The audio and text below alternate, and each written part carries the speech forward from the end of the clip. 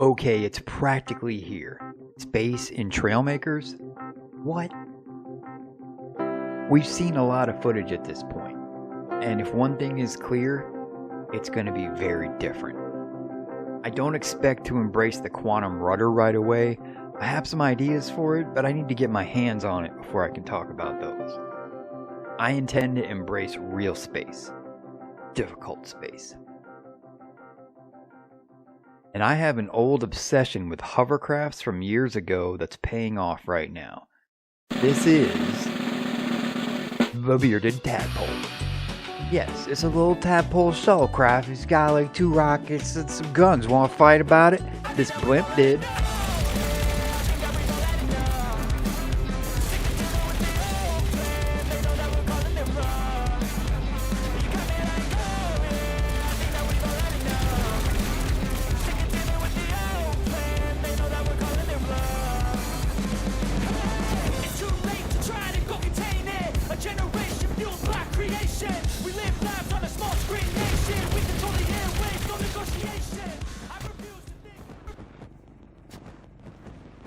I gave it kind of a Coast Guard vibe paint job. It's not meant for combat. I need to get a feel for the new blocks before I design for high performance.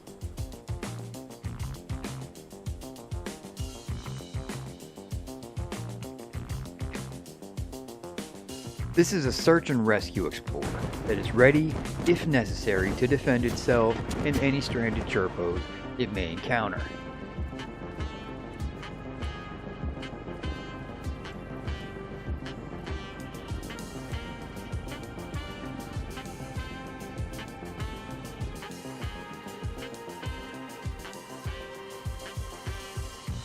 It does have a Chirpo seat in case Terry needs a lift. When doesn't he?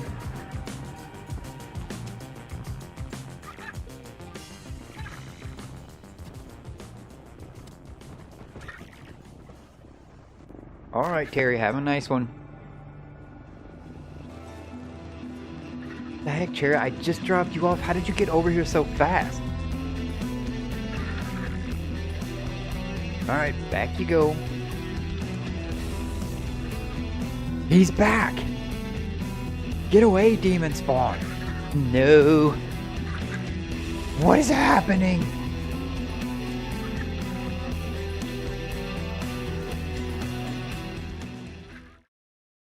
Control systems are going to be tricky. I know I'll be able to replace a lot of my thrusters with a few gimbals, but they have such a spacey vibe, all popping off, keeping the ship steady. It gives me a serious Expanse vibe, and that's a good thing. Although the least heavy option in the end usually wins out. Again, I'm speaking about a craft with no quantum rudder here, but pitch in space is only slightly more relevant to up and down than left and right. As I have well established, I play on controller, and that is 2 inputs more than I have.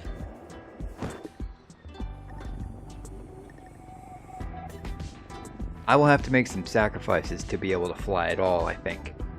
On the Tadpole, I sacrificed pitch and weapon independence. It will basically stay level in flight. It isn't perfectly balanced right now, and it won't be till after the update. But it's close enough for testing right now.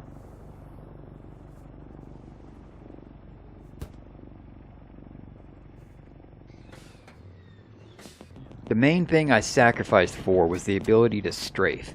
This is next level. I never built it into a craft like this until now, and it's the difference between looking like a turd pilot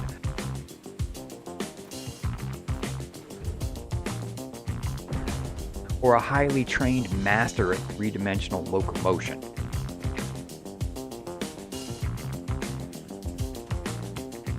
So it does its job quite well. It should manage the transition from space to atmosphere with no problem. I'm using gimbals for my up and down thrust, 4 set to negative output on the left trigger, and like the other 10 are on right trigger for direct climb. And there's an OR gate set to toggle on a separate input at 70% with all of the up thrust attached. This gives me the always-on buoyancy for atmospheric flight.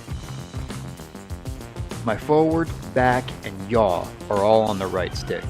There is no roll. I have a helicopter engine stabilizer inside here to help keep it under control.